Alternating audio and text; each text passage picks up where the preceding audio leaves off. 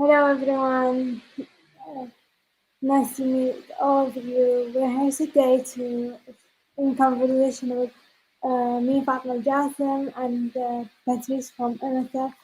And personally, I'm very delighted to work with MSF again. It's such a pleasure and honor to work with them. And today, our topic is going to be about the meaning of inclusion. Let me just introduce myself in the beginning. My name is Fatma Al Jassim. I'm an Emirati disability rights advocate, currently working on a voluntary base, offering consultations to governments, private sector, and individuals in the region and beyond. In areas of disability and inclusion, like inclusive policy and accessibility and so on. Um, my work sphere has been in advocacy for since I was very young, and I'm in fact a person of determination myself. This is a term that we use in the UAE locally instead of disabled people or persons with disabilities.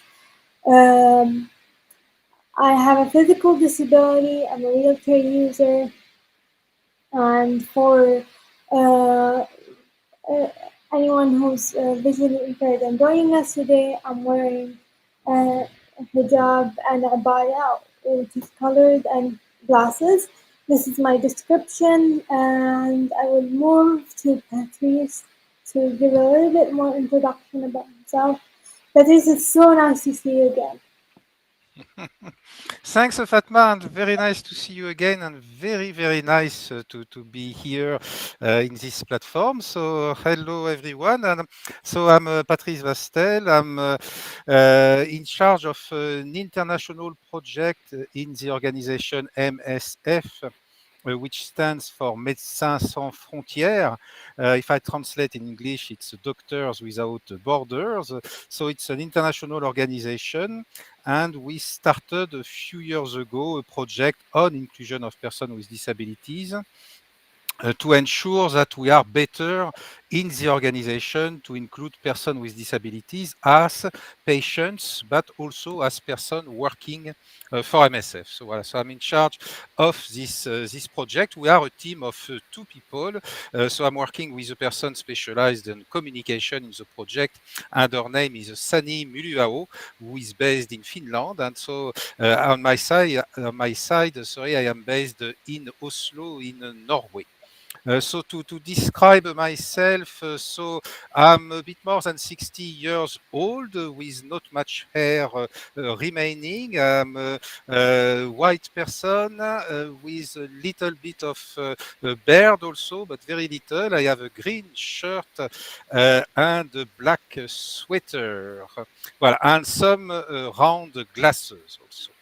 I have also hearing aid, but this one you cannot see them, but it says something about my hearing impairment.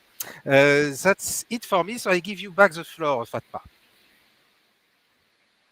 Okay, thank you, Patrice, for giving a little bit more about the organization. I'm here towards to knowing more about it as we speak, and your efforts in terms of inclusion.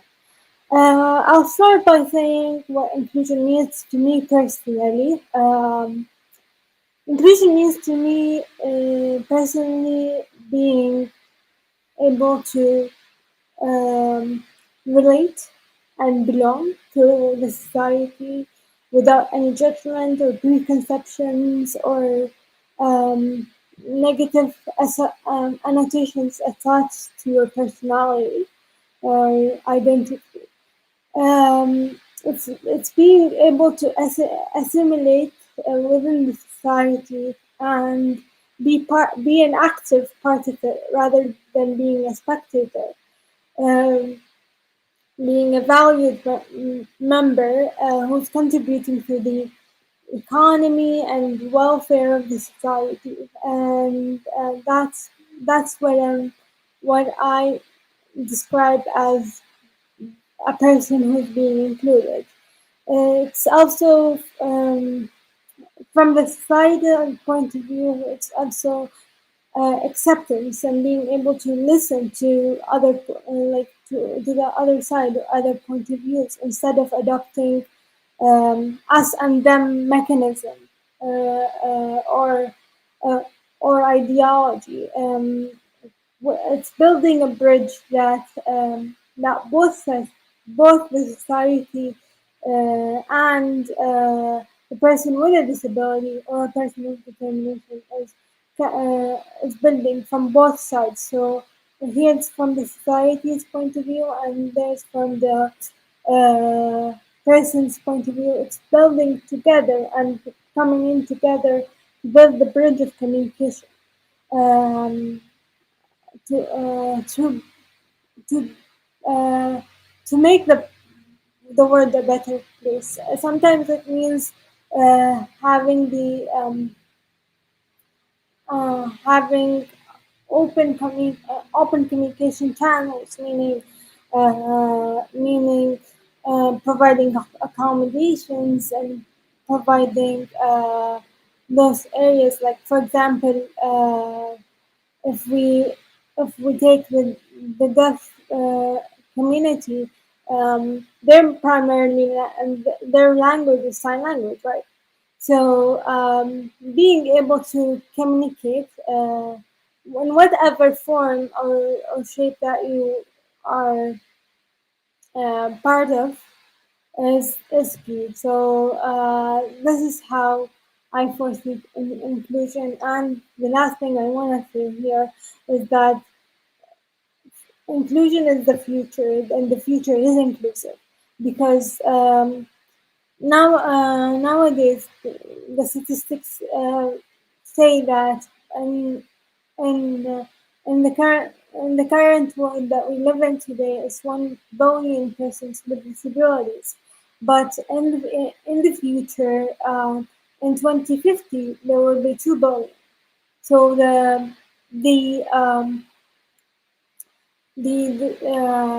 the population will be doubled who have a disability. So it's not an afterthought.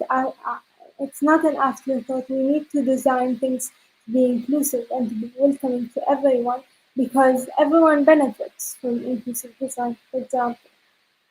And from there on, I will move it to Patrice. Patrice, please share a bit of your wisdom with us.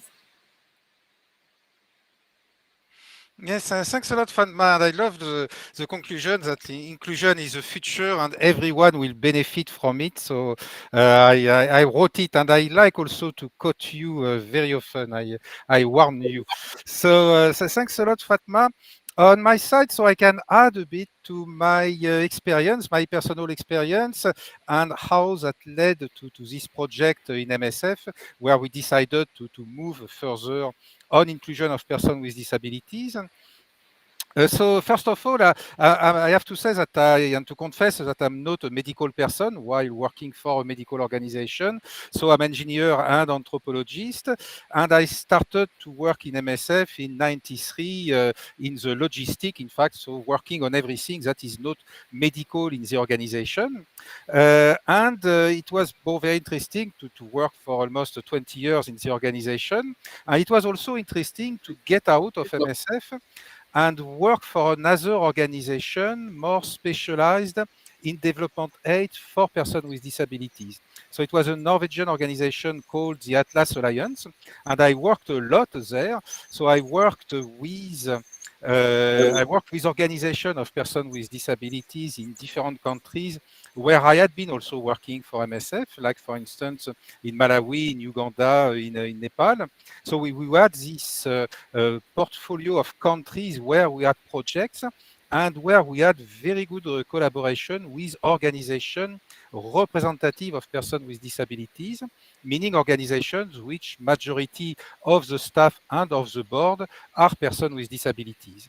And so it was very interesting for me to compare my experience working with MSF in different assignments and working for this organization and we for working with organization of persons with disabilities because I realized that when I was in MSF, I was not very good on including persons with disabilities. In fact, I didn't think about it in the projects where I was working.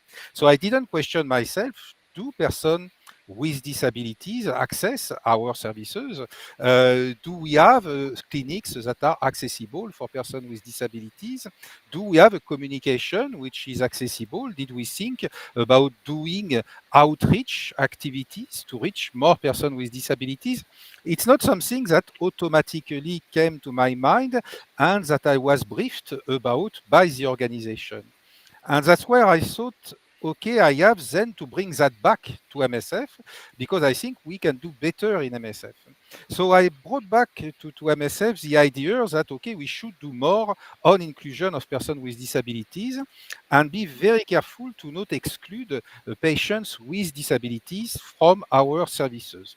And that led to a motion. So what we call a motion or what is called resolution in some other organizations, an international decision at the highest governing body of MSF to move ahead on inclusion of persons with disabilities, and that was in 2016.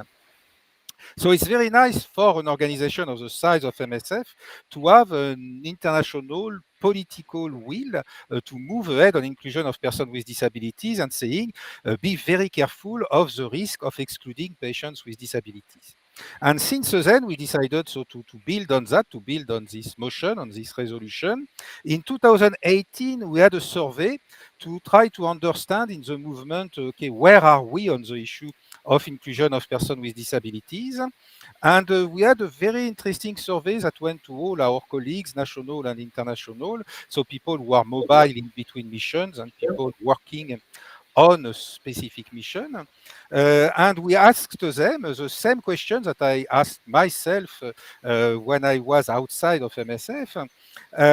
So do we have patients with disabilities who reach our services? Do we have colleagues with disabilities working with us? Do we do outreach activities?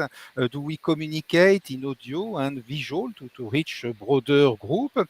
Do we have accessible structure? So we asked all our missions, okay, what do you think? Do you think we are accessible enough and inclusive enough of persons with disabilities, or should we do more? And very, very interesting is that 80% of all the national colleagues who know very well the configuration, the environment in which we work, 80% of our national colleagues said, well, we definitely should do more when it comes to inclusion. So that was a very strong message also to say that this motion was really a very good step because we needed this motion. We have to change somewhere. We have to work in a more inclusive manner. So it was, I think, a very important tool for leverage to change the organization.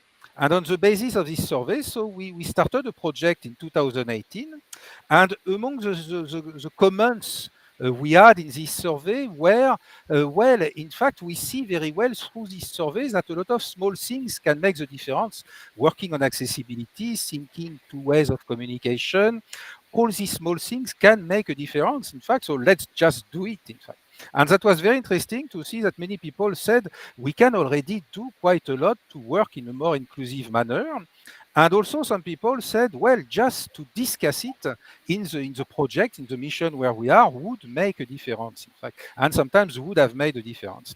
So very interesting to see that it was a lot already about raising awareness in our team, in our projects. That was a big part of it, and also doing a lot of small actions can already make a big change. So on that basis, we developed the project in 2018 with the idea to develop tools to help the missions to help the projects to become more inclusive. And for that, one of among the main tools we developed were small guidelines, videos to spam the organization on message and inclusion. And we developed also, in collaboration with an organization of persons with disabilities based in Malawi, and which is called FEDOMA. So we developed with this organization a training on inclusion of persons with disabilities. In fact, they came to deliver this training to one of our projects.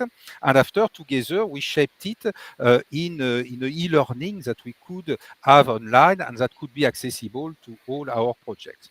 So we have been working on developing tools for the organization to become more inclusive. And at the moment where we are today is really in the phase of implementation of these tools.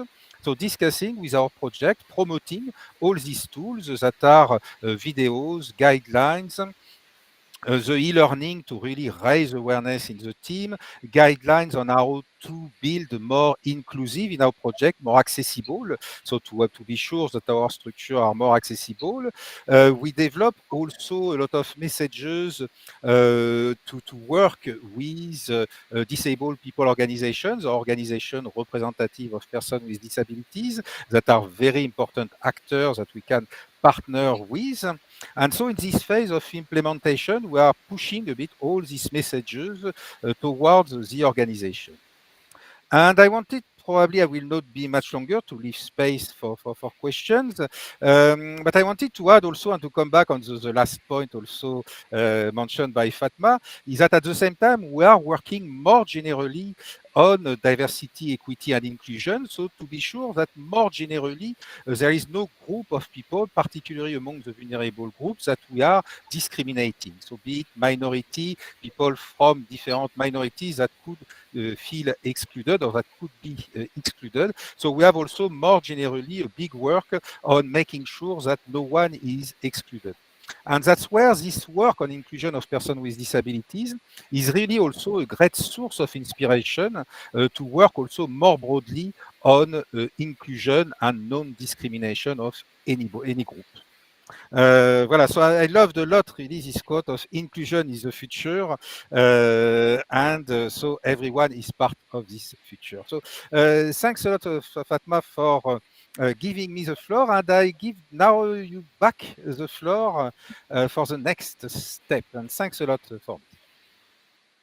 Thank you, Patrice. And I touched something very interesting into one of your points that you discussed today. Is that I believe you said 80% of your organization of MSF believe that we can do better in terms of inclusion and in terms of driving this agenda.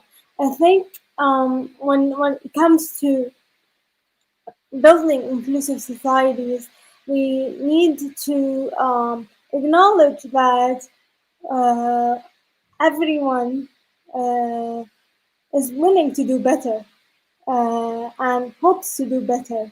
It's just a matter of bringing us together and having such conversations that we can bring out practical solutions that we can push the agenda together. And I think what you're doing is incredible.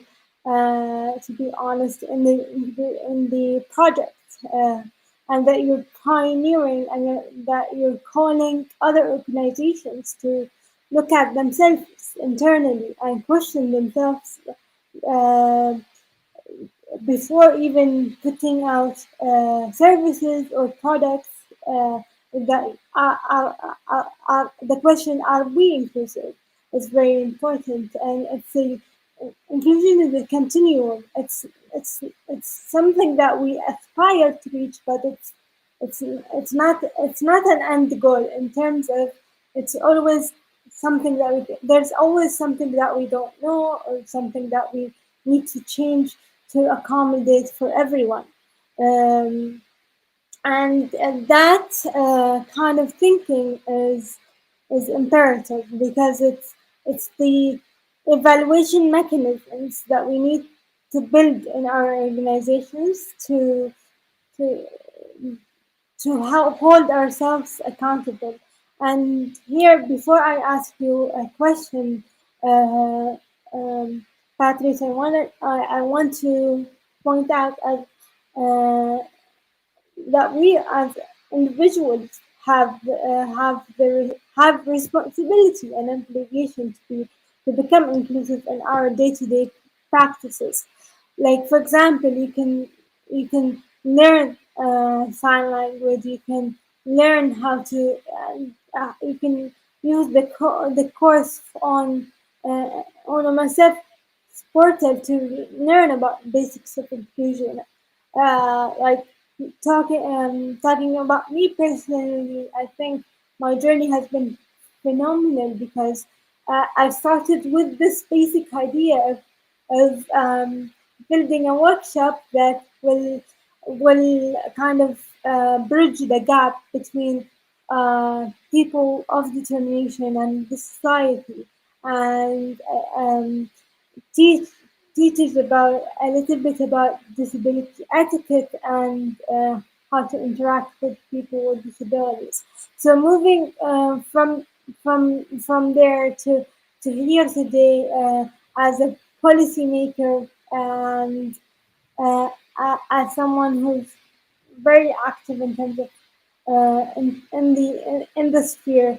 I think we have gone through, we have achieved a lot in this sphere, but it does not say that we still have a long way to go. And in this domain, I'll ask you a specific question in terms of the future of healthcare.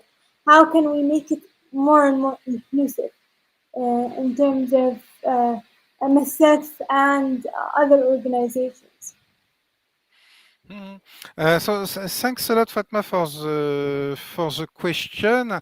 And so, how I see the future of healthcare? Of course, I will see it through the lenses of an actor within a humanitarian medical organization. For me, it's a lot continuing and building on the work that we have been doing. I think what we are learning today and what I could definitely promote is really the importance, and you mentioned it also, the importance of attitudes. So importance to change attitudes, and that there is really a good understanding, just that person with disabilities have just the same right than anyone else to access to healthcare, and that's basically just a thing that has to be very clear and very accepted. So we are not in a charity approach, we are really just in a human right approach where just we are everyone, all of us have just the right to the same access to healthcare. So already attitudes, working on attitudes, being sure that everyone in the organization has same understanding of the importance of equal access to healthcare for everyone is very important, and that it means sometimes to also be proactive towards reaching some groups. If doing outreach activities, so sending mobile clinics, sending cars outside to more rich people is something that has to be done to reach the groups that are the most vulnerable, is something that we should about doing, and we should think about doing, and that we are already doing sometimes with the knowledge that we may reach groups of persons with disabilities or not. Sometimes we do it, but we didn't think really, yeah, in fact, it's an opportunity to reach some of these groups. So awareness for me is really the key number one. We mentioned accessibility, so really step by step to work on the accessibility of our structure. Everything doesn't need to be perfect from day one, and we can work on it step by step. Also, we can make mistakes, but the important is really to build on these mistakes and continue to improve the accessibility of our structure. So being sure that you can access inside one of our clinic if you are a wheelchair user and you have accessible toilets and you have people people who will be able to welcome you speaking sign language if you need. So this kind of thing are things that really can make a big difference for persons with disabilities. Communication for me was one of the first message I got from organization of persons with disabilities towards us as a medical organization was really, guys, if you do a campaign on HIV/AIDS, really don't forget to use both. If you use posters, don't forget to use the radio as well, because a lot of people who are blind are really gathering sometimes around one radio and listening to the radio together, and that's where they get their information. So really use always two ways of communicating. And another aspect that I find very important is to get really inside knowledge to recruit persons with disabilities ourselves and be sure that we have inside the organization a knowledge of what it is about living with disability, what does it mean? That's really a knowledge by itself, and that we need absolutely to have in the organization, and that can avoid to make mistakes like I did, so to forget eventually some groups. So really recruitment is also an important point. And I think we had with, so to come to this period of, we are all a bit in this period of COVID, we learned also a lot with this period of COVID how much it is important to work with the communities. And when we work on the COVID and when we supported the team, particularly of a group of people in MSF who work in different projects on what we call health promotion. So meaning you go really to the communities to inform of the different messages. And during COVID, of course, these messages were a bit how to protect yourself when it comes to the COVID. And so we have teams in the organization that work on these messages in interaction with the community. And when we worked with them, really, we said, well, there are two messages that we can really give you. One is locally really contact and work with organization representative of persons with disabilities, because they can really, you can really have peer support there, people who will go towards persons with disabilities and relay the messages and help you to shape these messages so you can define together a project towards persons with disabilities to be sure that they get the right content. So really work with organization of persons with disabilities and use different formats. And I think during this COVID period, it's the first time that in one of our projects we had a project that developed materials in Braille, for instance. And also we had really a lot of awareness around using videos with sign language also. So it's all these things can really make a difference. And with COVID, we saw how much it boosted also the organization one step further.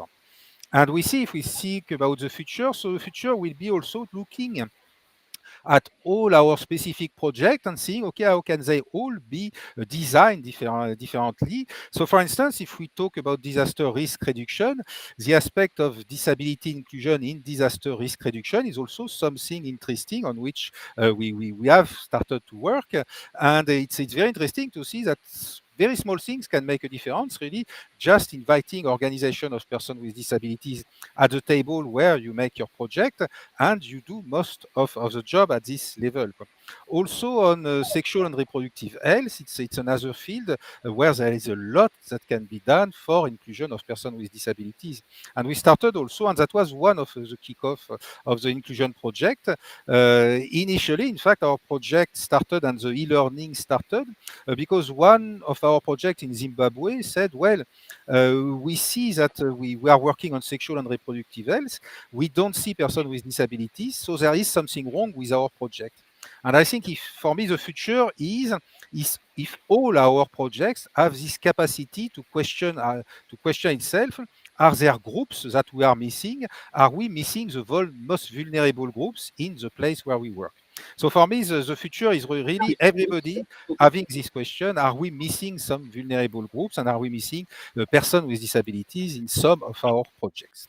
Voilà, so that was to answer quickly to the question, and I would alors return you a bit the question, Fatma. Also, do you have advice to MSF as a medical organization on how we can do better, based eventually on your own personal experience of accessing health services, or what you heard from other people trying to access health services? So very, very interested also to get your advice on this.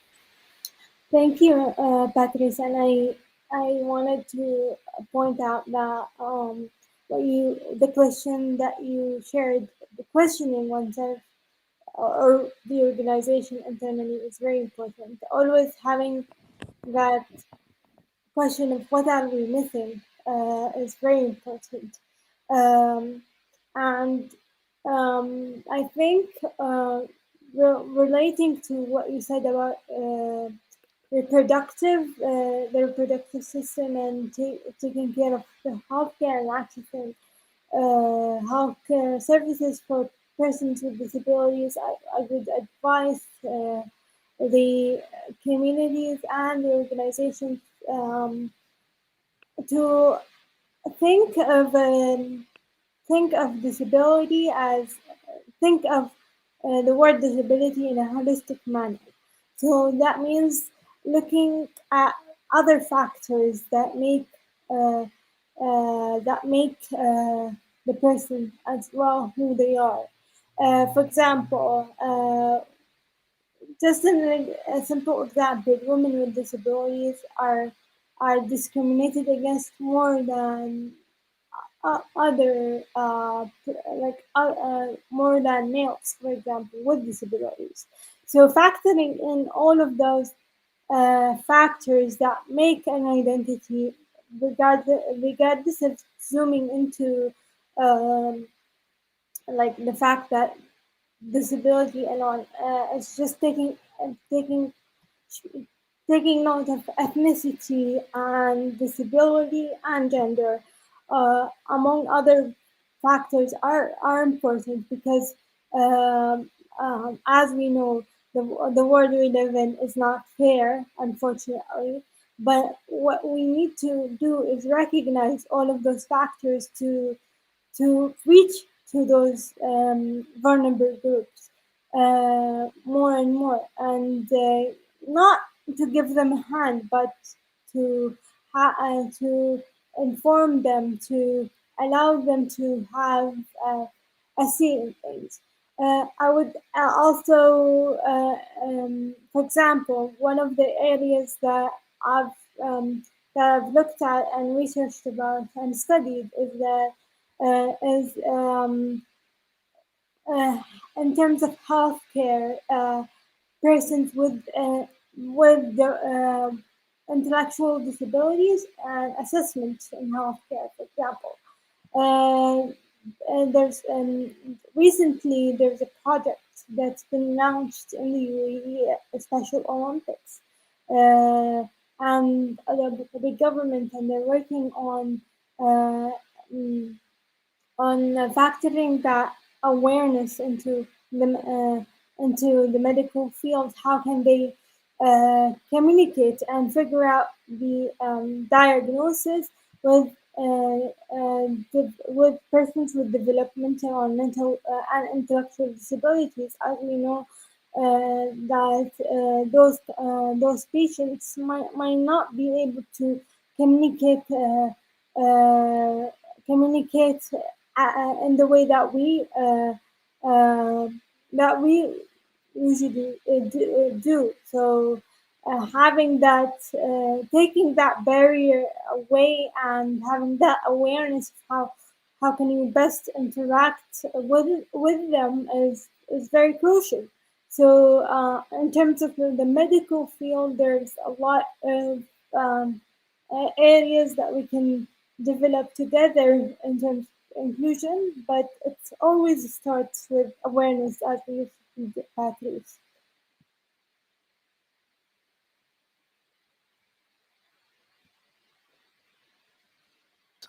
Thanks a lot, Fatma, for the guidance. And at this stage, do we have time to take questions from from our audience? I think we have time to take questions. Um,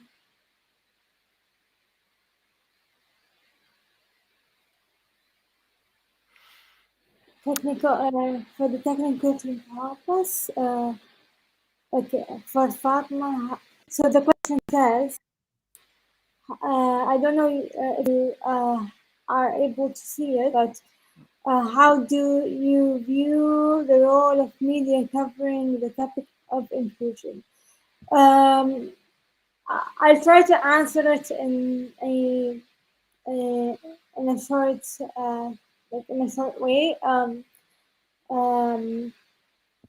so covering the inclusion, covering and a person with a disability or a person of determination story, it's very important to give them the, the ownership of the narrative and not to cloud that narrative or for example, use a specific language that either portrays them or paints them as charity cases or that or as superheroes. So both extremes are not acceptable,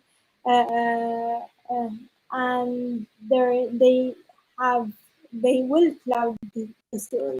So, in my personal point of view, uh,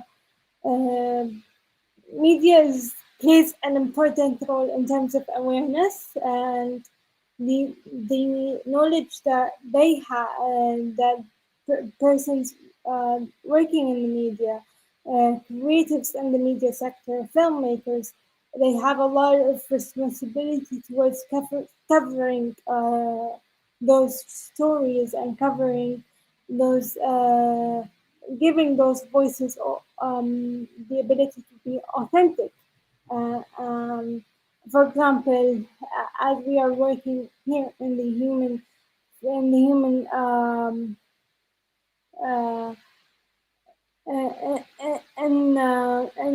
in this field, we see um, um, a lot of cases of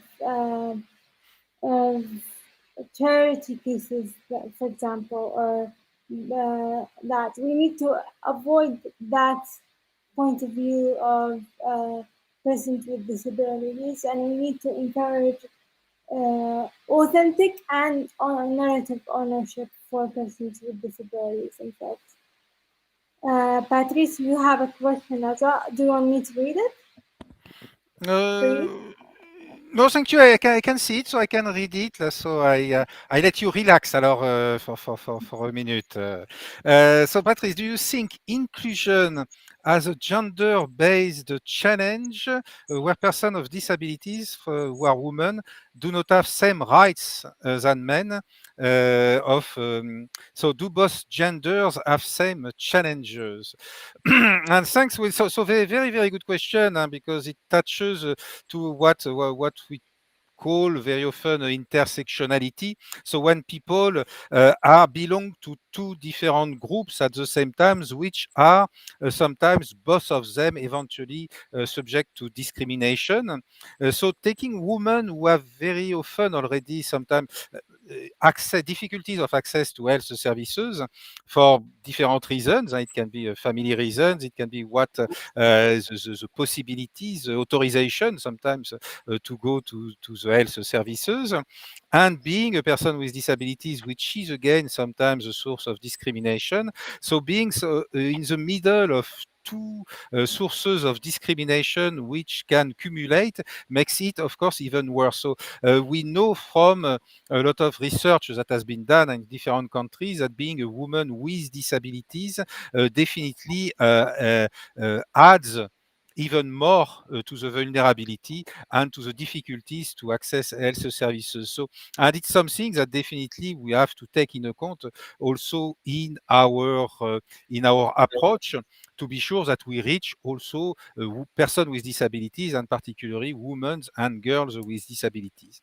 So definitely something very, very important point, and very, very good that you could mention it, that there is also a cumulative aspect, an intersectional aspect, that is, you may belong to different groups, subject of potentially subject of discrimination, and then there is a cumulative effect that makes it even worse for some groups. And in fact, on that, maybe you want also to add on this, Fatma. Um, yes, I agree with you, Patrice, in terms of intersectionality and the and how gender plays a significant role in terms of being a person with disabilities. But I'm very happy to see that this topic or this conversation has been talked about more and more oftenly. So the fact that we're talking about this means that we are recognizing the fact that, for example, women with disabilities face more challenge, face more exacerbated challenges or discrimination uh, than men with disabilities. So the fact that we're having this conversation here today and this topic has been, yes, it's true, but it's also hopeful that we're recognizing our biases, and we're hoping to work together to to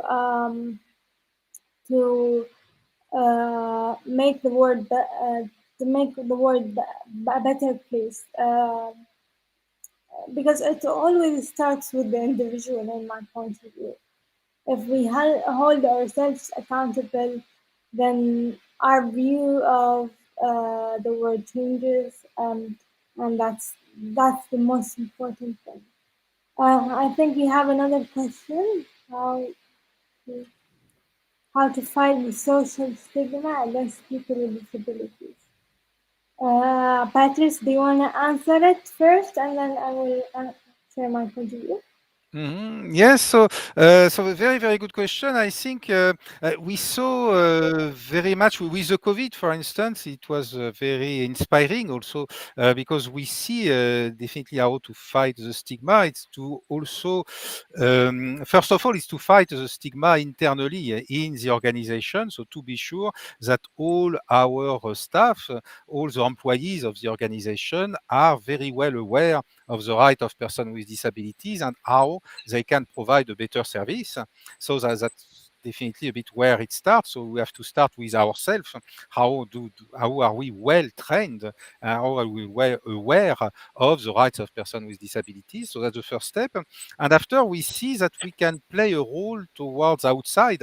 Alors, I see two ways to play a role. One that I already mentioned both. One is to recruit ourselves persons with disabilities, because when you have persons with disabilities inside the organization, it shows very well what persons with disabilities can do, and it breaks a bit this kind of sometimes of assumptions of what persons with disabilities cannot do.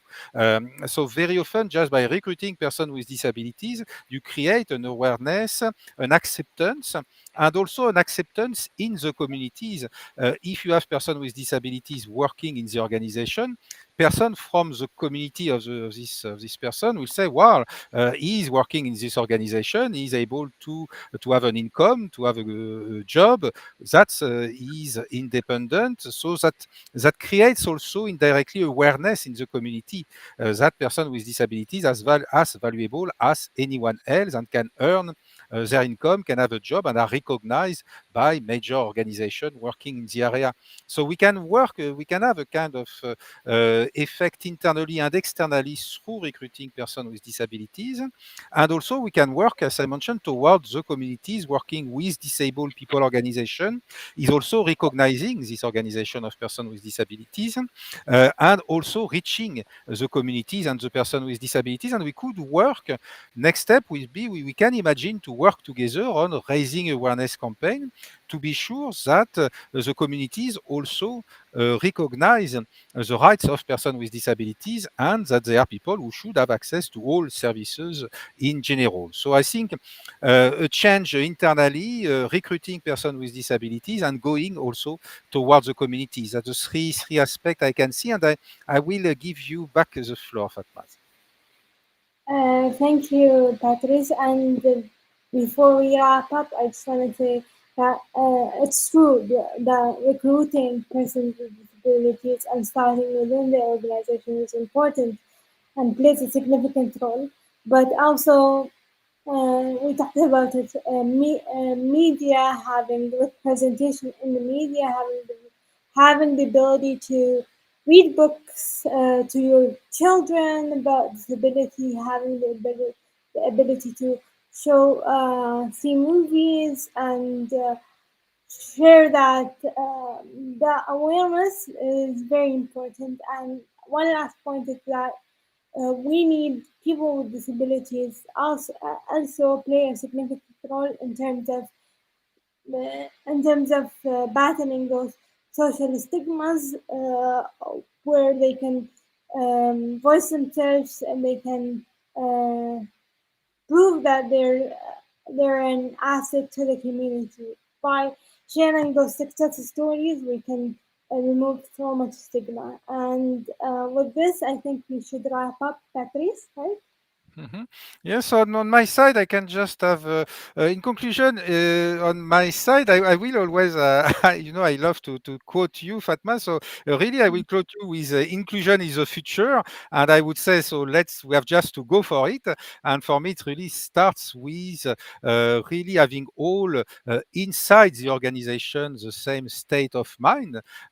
So really considering inclusion of persons with disabilities in a human right approach and make everything we can to remove barriers that hamper access of persons with disabilities to our services and to our organization. So for me, I'm really following you on this motto, inclusion is the future. So let's just do it, and that will be my closing message. And I give the floor back to you, Fatma. My closing message would be that since MSF is leading the sector and it's celebrating the 50 year, its Jubilee year of humanity, I would encourage all of us uh, to to uh, to question ourselves today, to live with one takeaway is that the future is inclusive and the future is within our hands, so we can change and build back better together as one. But all we need is to listen, and that's my closing to and thank you for everyone who's joining us today. I enjoyed this conversation with you, Patrice. It's always a pleasure to see you and to have a conversation with you. It's been so thought provoking. Thank you for everyone for joining us, and thanks for the questions. If you have any questions that we did not answer, you can email us or email MSF, and we will be happy to answer them. Thank you so much. Thanks very much on my side too. Thanks, Fatma, and thanks to everyone who participated. And yes, do not hesitate to contact us for further questions. And thanks, MSF United Arab Emirates, for the organization of this event. Thanks a lot for that.